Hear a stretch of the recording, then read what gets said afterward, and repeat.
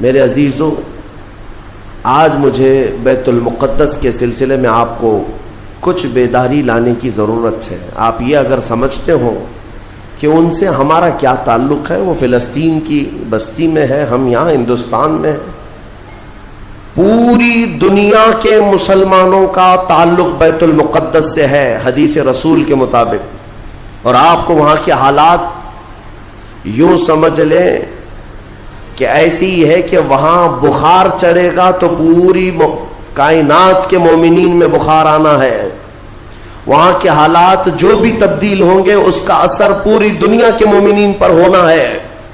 ہمارا رشتہ وہاں سے مضبوطی کے ساتھ جڑا ہے، وہ انبیاء کی سرزمین ہے۔ حضور پاک صلی اللہ تعالی علیہ وسلم کی کئی حدیثیں فلسطین اور بیت المقدس کو لے کر کے جو قیامت کے قریب ہونے والی ہیں، وہ بشارتیں بھی ہیں۔ میں تھوڑی سی تاریخ آپ کے سامنے رکھوں میرے عزیزو۔ آج وہ بیت المقدس جو مومنین کا قبلہ اول رہا، 17 مہینے تک میرے آقا صلی اللہ علیہ وسلم خود بیت المقدس کی طرف منہ کر کے نماز پڑھتے رہے، پھر مدینہ طیبہ میں بیت المقدس کی بجائے قبلہ تحویل ہو گیا خانہ کعبہ کی طرف۔ اس بیت المقدس میں روایات کے مطابق 30,000 کے قریب انبیاء اکرام علیہ السلام آرام فرما ہے۔ 30,000 کے قریب انبیاء اکرام وہاں پر دفن ہیں۔ اور قرآن جس کے بارے میں کہتا ہے الذی بارکنا حولہ، سبحان الذی اسری بعبدہ لیلا من المسجد الحرام الی المسجد الاقصی الذی بارکنا حولہ، پاک ہے وہ ذات جس نے اپنے بندے خاص کو، اپنے نبی کو سفر کرایا معراج کا، مسجد حرم سے مسجد اقصی تک۔ مسجد اقصی کا ذکر آیا ہے 15ویں پارے کے شروع میں، اور مسجد اقصی تک سفر کرایا۔ کون سی مسجد؟ اللہ فرماتا الذی بارکنا حولہ، جس کے ارد گرد ہم نے برکتیں رکھی ہیں، جس کے ارد گرد برکتیں رکھی ہیں۔ آپ یہ سوچ رہے ہیں کہ بیت المقدس کو جاننا کیوں ضروری ہے؟ یہی سوال حضور پاک صلی اللہ تعالی علیہ وسلم کی زوجہ مطہرہ، ہم مومنوں کی ماں سیدہ میمونہ رضی اللہ تعالی عنہا نے عرض کیا تھا، افتنا یا نبی اللہ عن بیت المقدس، یا رسول اللہ صلی اللہ تعالی علیہ وسلم فی بیت المقدس، بیت المقدس کے بارے میں آپ ہمیں کچھ ارشاد فرمائیں، وہ کیا ہے، ہمارے لیے کتنی اہمیت کا حامل ہے بیت المقدس؟ نبی پاک صلی اللہ تعالی علیہ وسلم نے فرمایا انہ ارض المحشر والمنشر، وہ زمین تمام لوگوں کے حشر کی جگہ ہے، محشر قائم ہونے کی جگہ فرمایا میرے آقا نے۔ سب کے جمع ہونے کا سب سے آخری جس زمین پر سارے لوگ جمع کیے جائیں گے وہ بیت المقدس کی زمین ہوگی۔ حضرت میمونہ نے پوچھا یا رسول اللہ صلی اللہ تعالی علیہ وسلم اس کے متعلق کوئی فضیلت؟ فرماتے ہیں میرے آقا صلی اللہ علیہ وسلم من احل بحجۃ او بعمرۃ من المسجد الاقصی الى المسجد الحرم غفر اللہ له ما تقدم من ذنبه او وجبت له الجنہ او کما قال رسول اللہ صلی اللہ علیہ وسلم۔ میرے آقا فرماتے جس نے مسجد اقصی بیت المقدس سے عمرے کا یا حج کا احرام باندھا اور مسجد اقصی سے مسجد حرم تک آیا، عمرہ کیا یا حج کیا، جو کچھ بھی پچھلے زندگی میں کیا تھا اللہ سب معاف فرمائے گا۔ اور روایت میں یہ بھی وجبت لہ الجنہ، اس کے لیے جنت واجب ہو جائے گی۔ اس سفر کے بارے میں اب سنو، سب کی استطاعت تو نہیں ہے۔ حضرت بی بی میمونہ نے یہی سوال کیا کہ جس کی طاقت نہ ہو میرے آقا وہ کیا کرے، بیت المقدس نہیں جا سکتا۔ سنو، اگر اس کی اہمیت سارے مسلمانوں کے لیے نہ ہوتی تو میرے آقا صلی اللہ علیہ وسلم یہ نہیں فرماتے وَمَن لَّمْ يَسْتَطِعْ فَلْيَهْدِ زَيْتَهُ۔ حضور صلی اللہ علیہ وسلم فرماتے ہیں اگر کسی کی طاقت نہیں ہے تو وہ تھوڑا تیل تو اس کے پاس ہو سکتا ہے، وہ تیل ہدیہ کر کے بیت المقدس بھیجے تاکہ بیت المقدس میں تمہارے بھیجے ہوئے تیل سے اگر چراغ بھی جلایا گیا یہ ثواب اس کو بھی ملے گا، عمرے کا ثواب ملے گا۔ یہ حدیث پاک میں ہے کہ اگر تمہارے یہاں سے ہدیہ کیے ہوئے بھیجے ہوئے تیل کو بیت المقدس میں کسی نے چراغ میں روشن کیا تو فرمایا گیا اس کے برابر اسے بھی ثواب ملے گا۔ یہ یوں ہی نہیں میں عرض کر رہا ہوں میرے عزیزوں، اس کی اہمیت کا اندازہ آپ کو ہونا چاہیے۔ اور قیامت قریب کیسے آئے گی اس کے متعلق بھی حالات یہی میرے آقا نے فرمایا، عمران بیت المقدس خراب یثرب وخراب یثرب فتح قسطنطینیہ وفتح قسطنطینیہ ظہور الملحمہ وظہور الملحمہ خروج الدجال او کما قال النبی صلی اللہ علیہ وسلم۔ یہ سیدنا معاذ بن جبل رضی اللہ تعالیٰ عنہ سے روایت حدیث ہے، میرے آقا فرماتے ہیں بیت المقدس آباد کر دیا جائے گا اور مدینہ ویران کر دیا جائے گا۔ مدینے کی ویرانی بیت المقدس کی آبادی ہوگی، بیت المقدس کے ارد گرد بڑی بڑی عمارتیں بن جائیں گی، آبادیاں بڑھ جائیں گی۔ اور مدینے کی ویرانی وہ کس طرح کی ویرانی وہ اللہ کے حبیب صلی اللہ تعالی علیہ وسلم ہی بہتر جانتے ہیں۔ مدینہ زادہ اللہ شرفا و تعظیما، وہ ہمارے دلوں کی دھڑکن ہے، وہ ہمارے آنکھوں کا سرور ہے۔ اور پھر آگے میرے آقا فرماتے ہیں پھر مدینے کی ویرانی قسطنطنیہ کے فتح کا سبب ہو جائے گی۔ قسطنطنیہ استنبول کو کہتے ہیں جو ترکی کا شہر ہے۔ حضور پاک صلی اللہ علیہ وسلم نے فرمایا مومنین اس کو فتح کر لیں گے، اور قسطنطنیہ کا فتح ہونا نہیں بلکہ اس سے پہلے ملحمۃ الکبریٰ، ایک بہت بڑی جنگ ہوگی دنیا میں، اس سے بڑی جنگ نہ کبھی پہلے ہوئی تھی نہ بعد میں ہوگی۔ یہ کس کے درمیان؟ مومنین اور کفار و مشرکین کے بیچ۔ اس جنگ کی جگہ بھی میرے آقا نے بیان فرمائی، وہ ملک شام ہوگا، وہ دمشق کے قریب میدان میں جنگ ہوگی۔ تمہارے خلاف لڑنے والے 80 جھنڈوں کے نیچے آئیں گے اور ہر جھنڈے کے نیچے 12,000 کی فوج ہوگی، یعنی تقریباً 9,60,000 کی فوج صرف مومنین سے لڑنے کے لیے حاضر ہوگی ایک میدان۔ اس میں جو مومنین مسلمان جتنے جائیں گے وہ کتنی تعداد ہے وہ اللہ بہتر جانے، لیکن میرے آقا نے فرمایا پہلے دن 1/3 حصہ میدان چھوڑ کر بھاگ جائے گا مسلمانوں کا، اور حضور پاک فرماتے ہیں وہ پورے روئے زمین کے سب سے بدترین لوگ ہوں گے، ان کی توبہ کبھی نہیں قبول ہوگی۔ جو میدان چھوڑ کر بھاگ چکے ہوں گے ان کی توبہ کبھی نہیں قبول ہوگی۔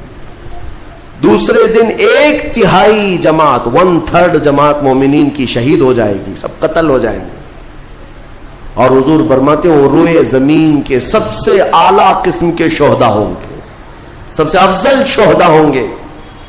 اور میرے آقا صلی اللہ علیہ وسلم فرماتے ہیں 1/3 حصہ مسلمانوں کا باقی ہوگا، اللہ رب العزت اسی ٹکڑے کو فتح عظیم عطا فرمائے گا، فتح سے ہمکنار ہوں گے۔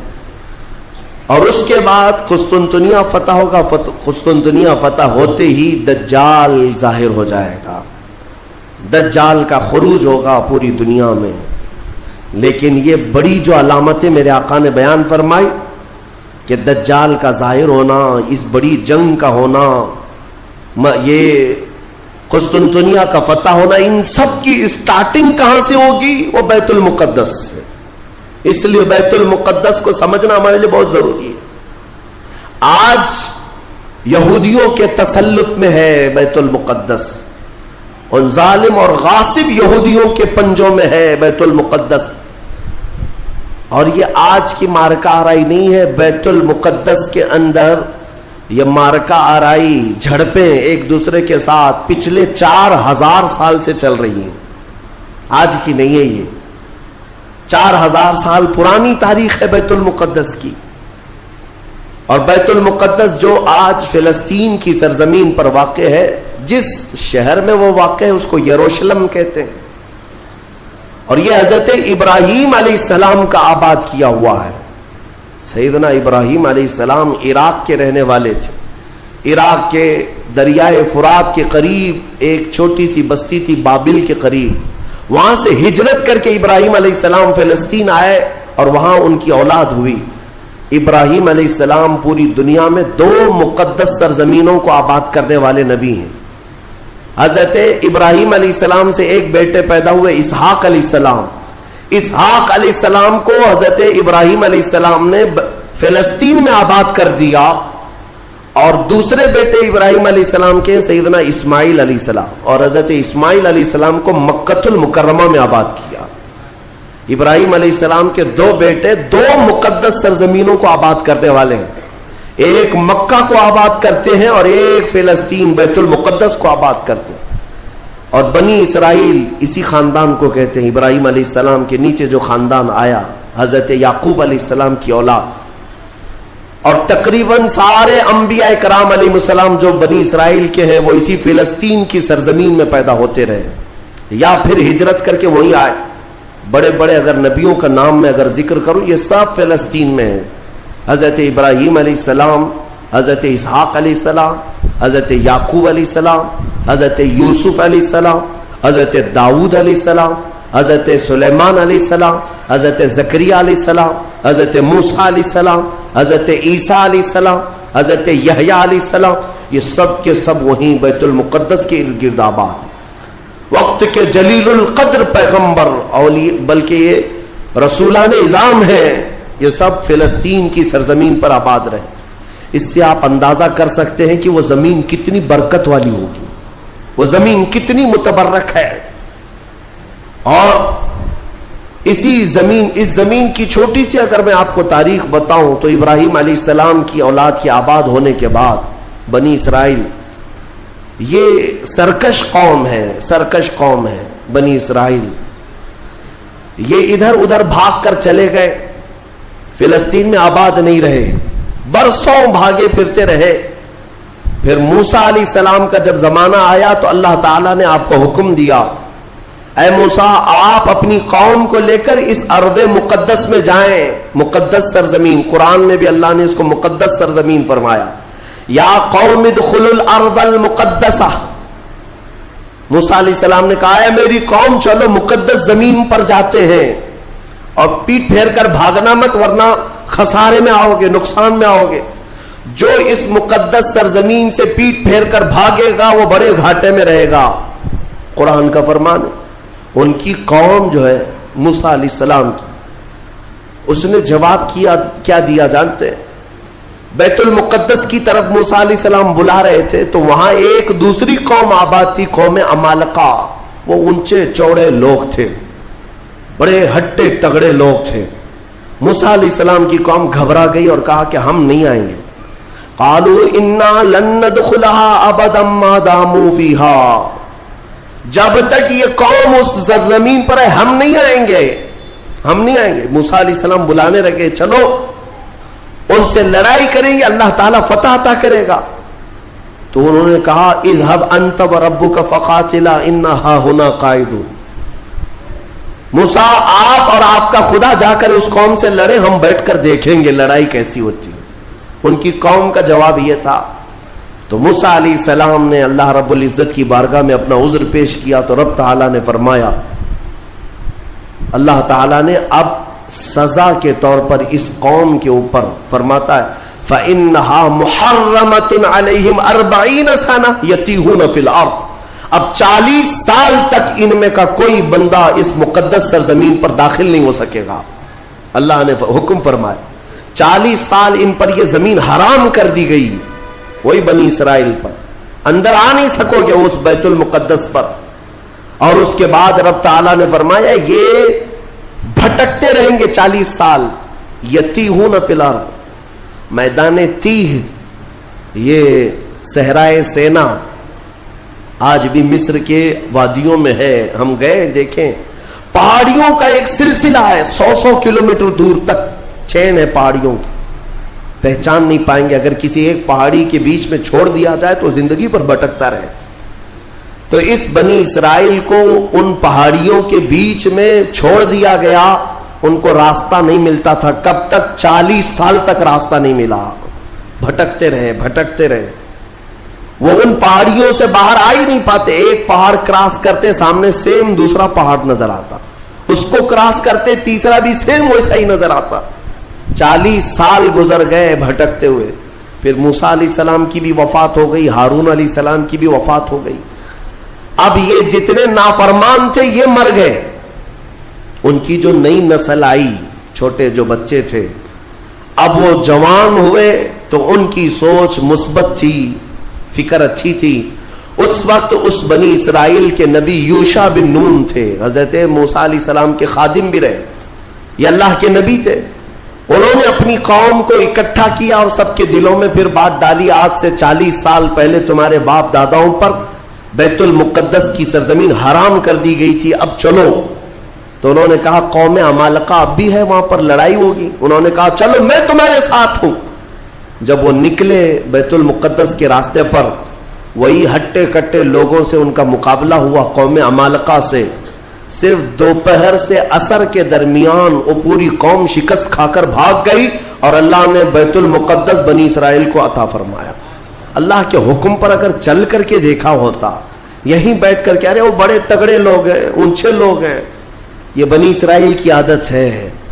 پھر اللہ رب العزت نے انہیں وہاں پر قرار دیا بیت المقدس. یہ یہودی کہلا ہے. یہودی ایمان والے یہودی تھے جو بیت المقدس میں آباد تھے, برسوں تک رہے. اس کے بعد پھر حضرت عیسیٰ علیہ السلام کا ظہور ہوا, آپ کی ولادت ہوئی. عیسیٰ علیہ السلام کے ساتھ ان یہودیوں نے بڑی بدتمیزیاں کی ہیں, ان کے قتل کا بھی منصوبہ بنایا, ان کی ماں پر الزام لگائے.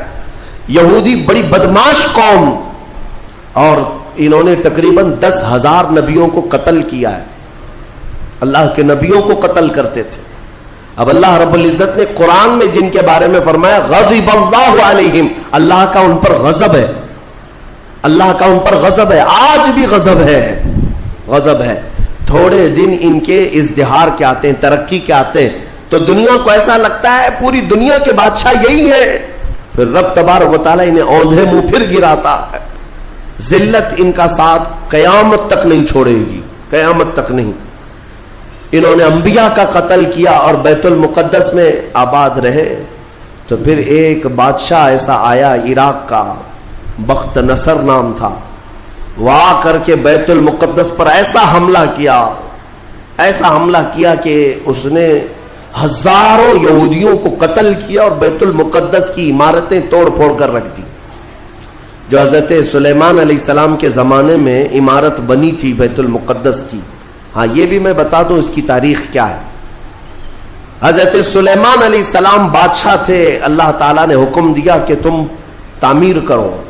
تو بیت المقدس جب تعمیر کرنے لگے تو کس کی مدد سے؟ جنات کی مدد سے آپ تعمیر کر رہے تھے. سارے جنات کو کام پر لگا دیا تھا, اور سارے جن صبح شام دوپہر کام پر لگے تھے اور مسجد بنا رہے تھے بیت المقدس. اور اتفاق ایسا کہ حضرت سلیمان علیہ السلام سے وہ خوب خوف کھایا کرتے تھے. جب تک آپ کھڑے رہتے کام کرتے, اگر سلیمان علیہ السلام چلے جاتے تو سب بھاگ جاتے تھے, کام چھوڑ کر بھاگ جاتے تھے. تو سلیمان علیہ السلام اپنا عصا لے کر کے کھڑے رہے اور کام کرانے لگے.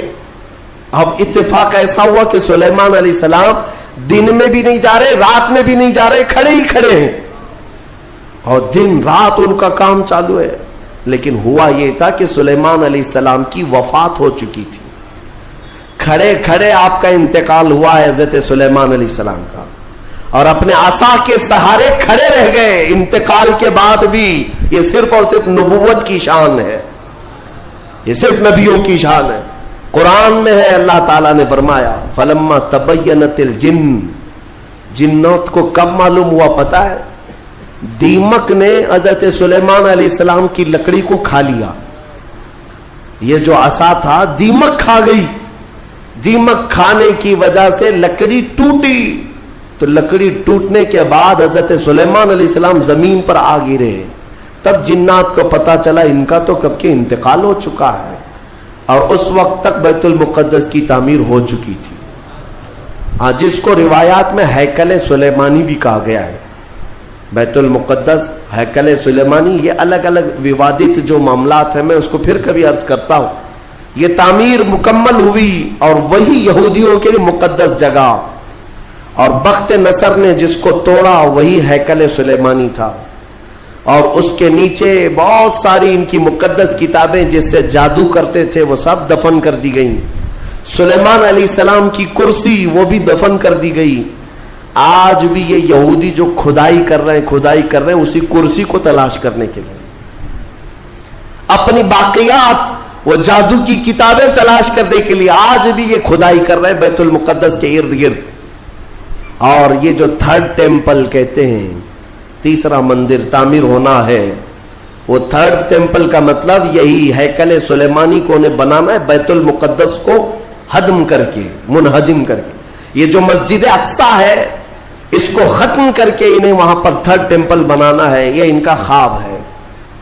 یہودی وہاں سے قتل ہوئے, عیسائیوں کا قبضہ آیا. عیسائی تقریباً 300 سال تک آباد رہے.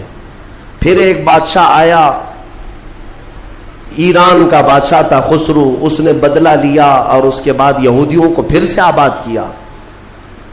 پھر اس کے بعد ٹائٹس نام کا ایک عیسائی بادشاہ آیا, اس نے پھر دوبارہ بیت المقدس پہ حملہ کیا. اس نے قریب 1 لاکھ کے قریب یہودیوں کو پھر قتل کیا. یہ قتل کون کر رہا ہے؟ عیسائی یہودی, اور دہشت گرد کوئی اور ہے. ہاں پہلے زمانے کے دہشت گرد ہیں, یہ پرانے دہشت گرد. ایک ساتھ جینوسائڈ کرنا, جو نسل کشی کرنا, یہ یا تو عیسائیوں کا کام ہے یا یہودیوں کا کام ہے. ان کو قبضہ ملتا تھا تو ان کو مارتے, ان کو قبضہ ملتا تو ان کو مارتے. ٹائٹس نے پورا تباہ کر دیا. پھر بیت المقدس میں اس نے غلاظت ڈال دی, کچرے ڈال دیے. بہت کچھ برباد کرنے کے بعد یہودی وہاں سے نکل گئے. پھر میرے عزیزوں, وہ عیسائیوں کا تسلط ویسا ہی برقرار رہا. کب تک؟ جب تک سیدنا عمر ابن خطاب کا زمانہ آ گیا. اسلام کا یہ فتوحات کا سلسلہ تھا. میرے آقا کے غلام جس طرف جا رہے تھے زمینیں ان کے قدموں میں آ رہی تھی. یہ وہ دور تھا. تو حضرت عمر نے بھیجا کہ اب فلسطین کی طرف بھی ہمارے مجاہدین جائیں گے. اور وہاں عیسائی تھے, پوری دنیا کی خبر تو رکھتے تھے کہ کیا کیا ہو رہا ہے. رسول پاک صلی اللہ علیہ وسلم کے غلاموں سے لڑنے کی طاقت سب کے پاس نہیں. تو انہوں نے کہا کہ ہم لڑائی نہیں کریں گے, آپ آ جاؤ, آپ کے حوالے پورا بیت المقدس کر دیں. حضرت عمر کو خود ہی دعوت دے کر کے بلا لیا. اور جانتے ہیں ان عیسائیوں کی خباثت, یہ بڑے نرم دکھتے.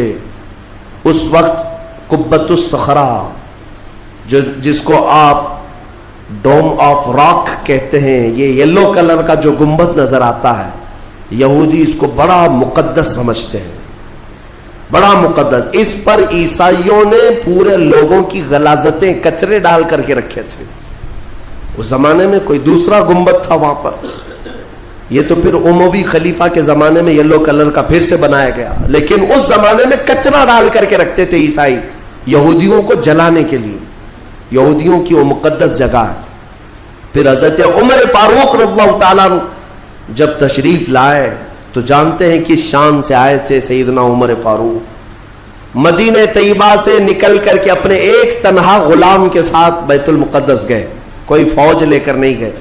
اور وہ بھی ایسے کہ غلام کے ساتھ باری لگا لیا ہے, 1 میل میں گھوڑے پر بیٹھوں گا, 1 میل تو گھوڑے پہ بیٹھے گا. سفر میں 1 میل حضرت عمر بیٹھتے تھے گھوڑے پر, غلام رسی پکڑ کر چلتا تھا. 1 میل غلام بیٹھتا تھا, عمر فاروق رسی پکڑ کر چلتے تھے. دنیا کا اقتدار میرے آقا کے غلاموں نے یوں نہیں حاصل کیا, انہوں نے خود ہی کو فنا کر دیا تھا میرے آقا کی محبت میں. اور اتفاق ایسے کہ فلسطین جب پہنچے تو باری غلام کے بیٹھنے کی تھی. حضرت عمر رسی پکڑ کر کے بیت المقدس میں آ رہے ہیں تو لوگ جو نئے لوگ تھے, عیسائی تھے, وہ سب جھپٹ پڑے امیر المومنین مسلمانوں کے, جن سے کیسو کسرا بھی کانپتے ہیں. گھوڑے پر تشریف لا رہے ہیں تو سب ان کے استقبال کے لیے تھے. جو غلام تھا حضرت ابو عبیدہ بن جراح جو صحابی تھے, انہوں نے چیخ کر کے کہا, لوگوں گھوڑے پر بیٹھا ہوا امیر المومنین نہیں, رسی پکڑا ہوا امیر المومنین. اس شان سے وہ آئے اور اپنے ہاتھوں سے اس گنبد کے اوپر موجود پوری غلاظت کو حضرت عمر نے صاف کیا تھا. بیت المقدس کے ارد گرد جتنا کچرا تھا اپنے ہاتھوں سے صاف کیا, اور پھر وہاں پر اذان کی آواز گونجی. سیدنا عمر فاروق رضی اللہ تعالیٰ عنہ نے ظہر کی نماز وہاں پڑھائی اور عام خطبہ دیا سارے لوگوں کو جمع کر کے. کہا اب گھبرانے کی ضرورت نہیں, اس ارض مقدس میں اسلام آ چکا ہے. جو عیسائی جو یہودی خوشی سے رہنا چاہے اس پر کوئی زور زبردستی نہیں, وہ اس ارض مقدس میں اقلیتوں کے اعتبار سے رہ سکتا ہے. اسے امن و امان دیا جائے گا, کسی کی عبادت گاہ نہیں توڑی جائے گی. میرے عزیزو, یہ اسلام کا احسان ہے. آج بھی جا کر کے دیکھیں فلسطین میں حضرت عمر کی سلطنت ہو, یعنی خلافت آنے کے باوجود بھی سب سے پرانا جو چرچ ہے عیسائیوں کا وہ آج بھی فلسطین میں باقی ہے, بیت المقدس کے قریب. حضرت عمر نے منع کیا کہ ان کی عبادت گاہ کو ہاتھ نہیں لگایا جائے گا, توڑا نہیں جائے گا. سب کو امان دیا گیا ہے, سب کو امان دیا گیا ہے. اگر ایسے ہی ہمارا تسلط ہر جگہ ہو اور ہم مندروں کو توڑنے والے ہوتے تو 700 سالوں میں پتہ نہیں کیا کیا صاف کر چکے ہوتے. اسلام اس کی تعلیم دیا نہیں, تمہیں آزادی دی ہے کہ جو تمہارے ماتحت ہیں انہیں اپنی عبادت کرنے دے دیا جائے. ذمیوں کو جو اپنے دین میں قائم رہنا چاہتے ہیں انہیں چھوڑ دیا جائے گا, انہیں مارا نہیں جائے گا. حضرت عمر فاروق رضی اللہ تعالیٰ عنہ کے زمانے سے لے کر بیت المقدس مکمل اسلام کے دائرے میں رہا. یہ تقریباً 200 سال تک چلا, تقریباً 200 سال تک. پھر خلفاء جو آئے, فاطمی خلفاء, عباسی خلفاء, سلجوقی خلفاء, جو خلیفے تھے آپس میں ہی لڑ مر رہے تھے دولت کے لیے, پیسے کے لیے, علاقے کے لیے. ان کی آپسی لڑائیوں کی وجہ سے دوبارہ کمزوری آئی مسلمانوں کے درمیان, اور پھر سے صلیبی طاقتیں عیسائیوں کا پھر سے غلبہ ہو گیا. پھر سے بیت المقدس کو انہوں نے ہڑپ لیا. پھر 100 سال تک بیت المقدس پر ان کا راج چلتا رہا, 100 سال تک. پھر انہوں نے یہودیوں کو مارا اور بیت المقدس میں جتنے مسلمان تھے سب کو عیسائیوں نے قتل کیا تھا. مسلمانوں کے خون کو فلسطین میں ایسا بہایا گیا تھا کہ لوگ چلتے تھے تو ہر ایک کا پیر خون سے بھیگ جاتا تھا, سڑکوں پر خون بہتا تھا انسانوں کا. عیسائیوں نے یہ قتل عام کیا تھا. 200 سال حضرت عمر فاروق رضی اللہ تعالیٰ عنہ کے فتح کے بعد, پھر 100 سال ظلم جبر استبداد کے بعد, پھر وہ وقت آیا کہ جب مولا تعالیٰ نے صلاح الدین ایوبی کو پیدا فرمایا. اور صلاح الدین جیسا جرنیل ہم نے تاریخ میں دیکھا نہیں. وہ عاشق رسول تھا, فنا فی الرسول تھا, زندگی سب وقف کر دیا تھا بیت المقدس کے نام پر. تقریباً 18 سال تک جنگلوں, بیابانوں, ویرانوں میں بھٹکتے رہے اپنی فوج کو لے کر. کتنوں سے مقابلہ کیا, اپنوں سے بھی غیروں سے بھی, کیونکہ جماعت کے غدار منافقین سے آپ کا بڑا مقابلہ ہوا ہے. سب سے زیادہ تکلیفیں حضرت صلاح الدین ایوبی کو یہ وہ ٹکڑے ٹکڑے جو بادشاہ ہوا کرتے تھے اور خلیفے بنے ہوئے تھے ان سے تھا, کیونکہ وہ عیاش تھے, اپنے حرم کو دنیا سے آباد کیے ہوئے تھے. صلاح الدین کو قتل کرنے کے منصوبے تک بنے, 4 بار جانی حملے ہوئے, پھر بھی اللہ جسے بچانا چاہے. صلاح الدین کا وہ دن بھی آ گیا جب 12,000 کی فوج لے کر 4 لاکھ صلیبیوں سے تنہا لڑ رہا تھا. کوئی مقابلہ ہو سکتا ہے؟ سوچو ذرا تاریخ میں. یہ میں اپنی لکھی ہوئی بات نہیں کر رہا ہوں, ایک انگریز تاریخ دان ہے, اس نے خود کتاب میں لکھا ہے کہ تاریخ کا ایک عجوبہ ہم نے دیکھا ہے کہ 4 لاکھ صلیبی عیسائی ایک جگہ تھے, پورا روم, یورپ سب مرایا ہے, اور مقابل میں صرف اور صرف ایک سپہ سالار صلاح الدین 12,000 کا فوج لے کر آیا. 12,000. وجہ یہ ہے میرے عزیزو, 4 لاکھ وہ لائے ہوں گے کھانے پینے والے, لوٹنے کھسوٹنے والے, لیکن صلاح الدین کے ساتھ جو 12,000 تھے وہ جان کا ہدیہ گنبد خضرا میں پیش کرنے والے تھے. ان عاشقوں کی جماعت تھی, اور اللہ تعالیٰ نے صلاح الدین ایوبی کو فتح عطا فرمائی. پھر سے پرچم اسلام لہرایا. میرے عزیزو, یہ تاریخ تھی 6 صدی ہجری کی، اب یہ 15ویں صدی آ گئی ہے۔ 6 صدی ہجری سے لے کر بیت المقدس اذانوں سے گونجتا رہا، نمازوں سے آباد رہا، مومنین کا وہاں پر جمع غفیر رہا، لاکھوں کی تعداد میں لوگوں کا آنا جانا چلتا رہا، بلکہ بڑے بڑے جید علماء صالحین وہاں پر آباد ہوئے۔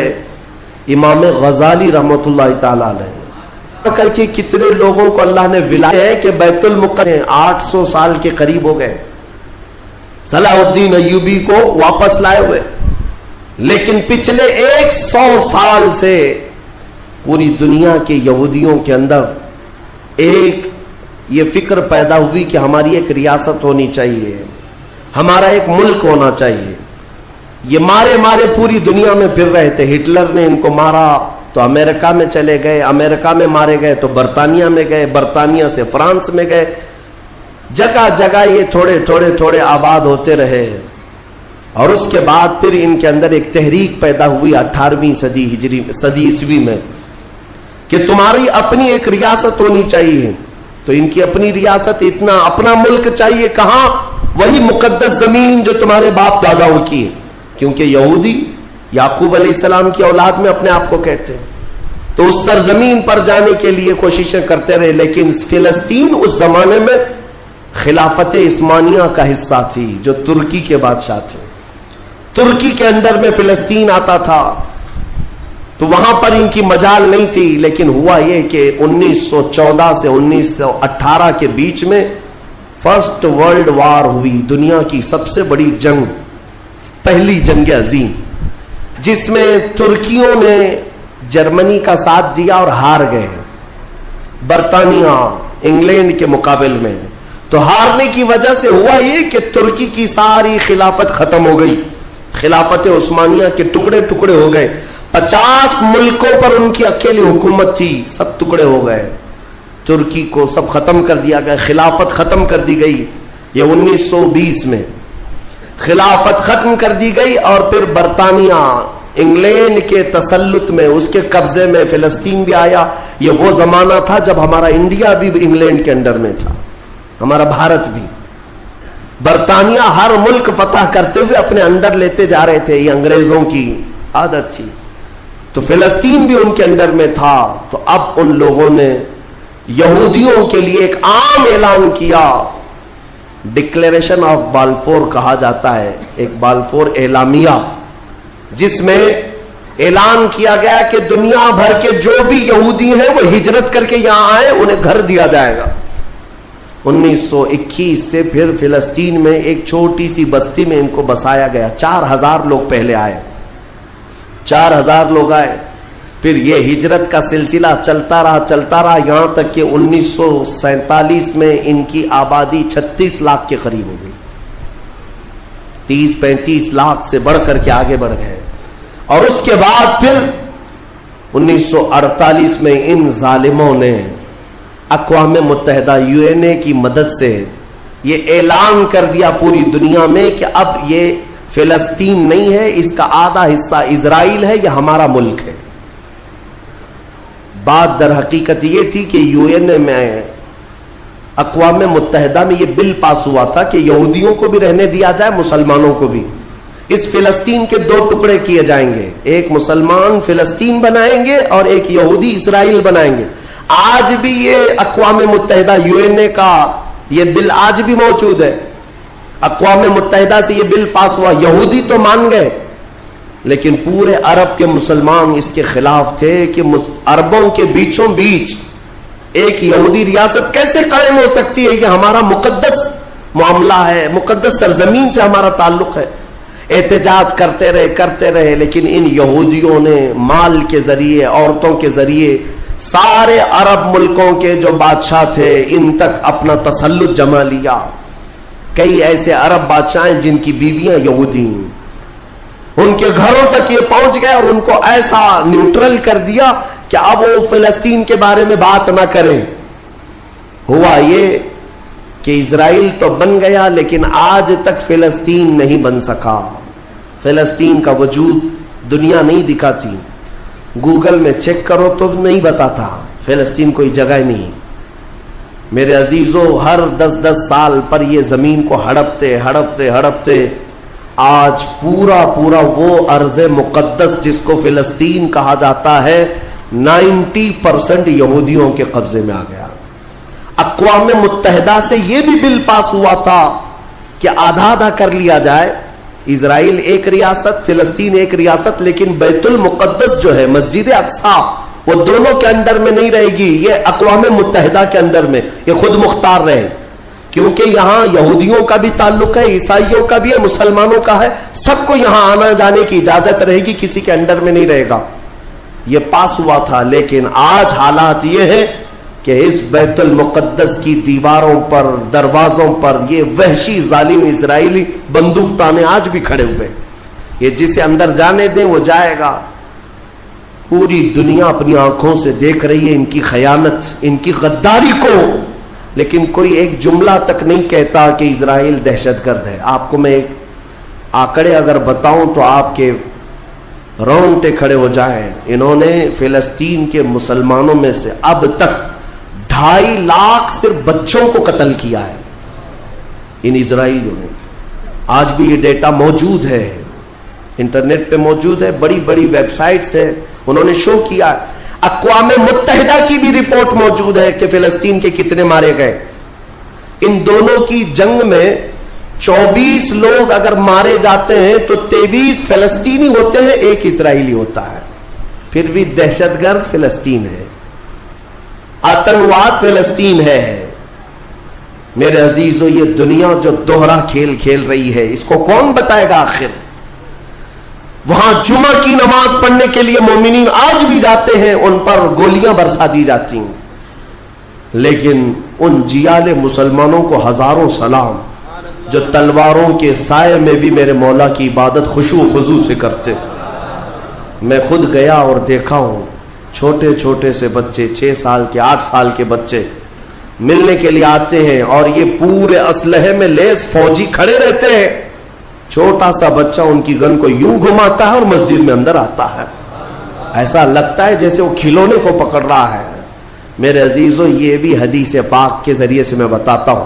میرے آقا صلی اللہ علیہ وسلم فرماتے ہیں میری امت کا ایک حصہ قیامت تک باطل سے لڑتا رہے گا، قیامت تک باطل سے لڑتا رہے گا، اور ان کی مخالفت کرنے والوں کا ان پر کچھ بھی اثر نہیں ہوگا، اور دنیا میں کوئی بلا بھی پھیلے تو اس جماعت پر کچھ اثر نہیں ہوگا. صحابہ نے پوچھا یا رسول اللہ آپ کی امت کا وہ حصہ کون ہے؟ میرے آقا فرماتے ہیں بیت المقدس کے آس پاس رہنے والے مومنین کی جماعت ہے. ان کی فضیلت میں میرے آقا نے فرمایا قیامت تک لڑتے رہیں گے، قیامت تک، اور ان کی خلاف کرنے والوں کا ان پر کچھ بھی اثر نہیں ہوگا. اور ہم دیکھ رہے ہیں ارے بڑی بڑی عمارتیں ایک بم سے گرا دیا، دوسرے دن ان کے آس پاس ان کی گاڑیاں بھی چل رہی ہیں، دکانیں بھی چل رہی ہیں، بازار بھی چل رہا ہے. کل رات کو فائرنگ ہوئی، 50 لوگ بیت المقدس سے اٹھا کر کے لاشیں لے گئے. دوسرے دن جا کر کے دیکھے تو عصر کے بعد عورتیں اپنے بچوں کے ساتھ روٹیاں سینڈوچ کھاتی ہوئی بیٹھی ہوئی ہیں. مطلب یہ ہے کہ نہ موت کا ان کے اندر خوف ہے، نہ ظالموں کے تسلط کا ڈر ہے.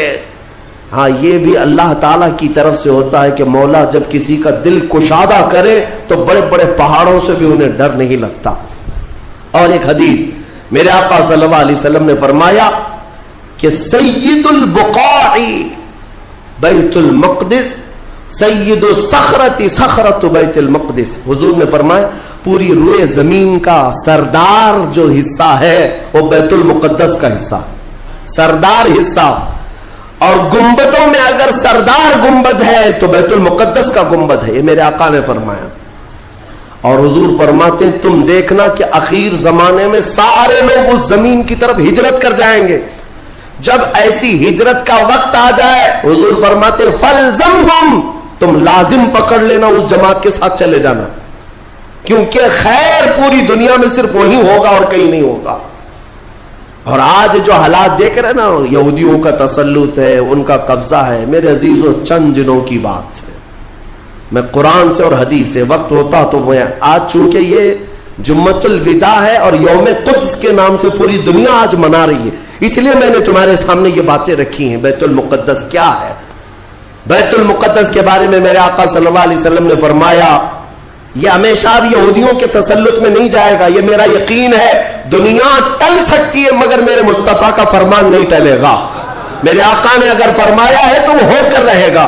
حضور فرماتے ہیں خراسان سے ایک جماعت آئے گی. خراسان سے. خراسان یہ افغانستان اور ایران کا کچھ حصہ ہے جس کو پرانے زمانے میں خراسان کہا جاتا تھا. میرے آقا فرماتے ہیں خراسان سے کالے جھنڈے لے کر کے ایک جماعت نکلے گی اور وہ اتنی تیزی سے بڑھتی ہوئی بیت المقدس کی طرف آئے گی کہ دنیا کی کوئی حکومت اور کوئی طاقت ان کا راستہ نہیں روک سکے گی اور وہ جھنڈے سیدھے لا کر بیت المقدس پر گاڑ دیں گے. تم سب بھی ایلیا. میرے آقا فرماتے ایلیا یہ بیت المقدس کی سرزمین کو کہتے ہیں. جھنڈے وہاں گاڑ دیے جائیں گے. اور حضور اکرم صلی اللہ تعالی علیہ وسلم نے یہ بھی فرمایا جب تم دیکھنا کہ یہ یروشلم بیت المقدس دار الخلافہ بن جائے. دار الخلافہ کا مطلب راجدھانی, حکومت کرنے کی جگہ بن جائے. میرے آقا صلی اللہ علیہ وسلم فرماتے ہیں فقط دنت الزلازل والبلایا والامور. حضور فرماتے ہیں تو پھر دیکھنا بڑے بڑے زلزلے آئیں گے دنیا میں. جب یروشلم کو راجدھانی بنا دیا جائے دار الخلافہ, بڑے بڑے زلزلے آئیں گے دنیا میں. والبلایا اور بہت ساری بلائیں پھیلیں گی پوری دنیا میں. یہ وائرس یہ کنٹینیو آئیں گے. یہ مت سمجھنا کورونا چلا گیا. ہاں یہ سب اب کنٹینیو آنے والی ہیں بلائیں. پوری دنیا میں بلائیں پھیل جائیں گی اور اتنے بڑے بڑے معاملات ہوں گے جن کو تمہارے کانوں نے سنا نہیں ہوگا. حضور نے فرمایا. اور یہ دار الخلافہ سے کیا مراد ہے؟ محدثین نے اس میں الگ الگ بحثیں کی ہیں, لیکن میں آپ کو بتاؤں 2017 میں ابھی 3-4 سال پہلے کی بات ہے, 5 سال پہلے ان یہودیوں نے اپنی راجدھانی ڈکلیئر کر دی. یروشلم ہے, بیت المقدس ہماری راجدھانی ہے. اور سارے سفارت خانے جتنے بھی ایمبیسی ہیں انہوں نے سب وہاں پر منتقل کرنا شروع کر دیا اور بیت المقدس کی سرزمین کو اپنا کیپٹل سٹی بنانے کا اعلان کر چکے.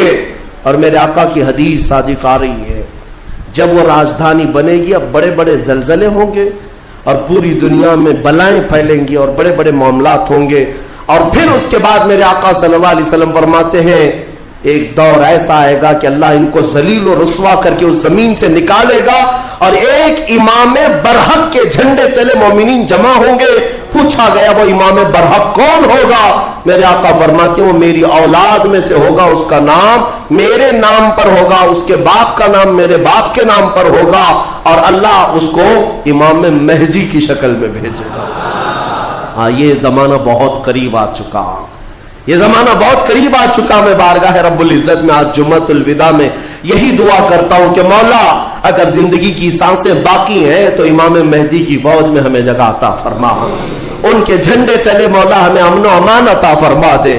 دنیا سے ظالموں کے چنگل سے مولا ایمان والوں کو آزادی عطا فرما. کفار و مشرکین کے تسلط سے مومنین کو آزاد فرما دے. اے رب ذوالجلال احسن الخالقین, اس ماہ مبارک میں اگر تو ہمیں مولا ان راتوں میں ان دنوں میں عبادتوں کو قبول کیا اور بھیک میں کچھ دے تو مولا صرف اتنا دے دے کہ پوری امت کو مولا خیر و عافیت عطا کر دے, کھوئی ہوئی عزت و وقار عطا فرما دے. ہمارے ناحق قید کیے ہوئے بچوں کو مولا آزادی عطا فرما دے. بے قصور جیلوں میں بند ہمارے بچوں کو مولا آزادی عطا فرما دے. وصلی اللہ تعالی علی خیر خلق محمد وآلہ واصحابہ اجمعین وآخر دعوانا الحمد للہ رب العالمین. ویڈیو اچھا لگے تو ویڈیو کو لائک، شیئر اور چینل کو سبسکرائب ضرور کریں. جزاک اللہ.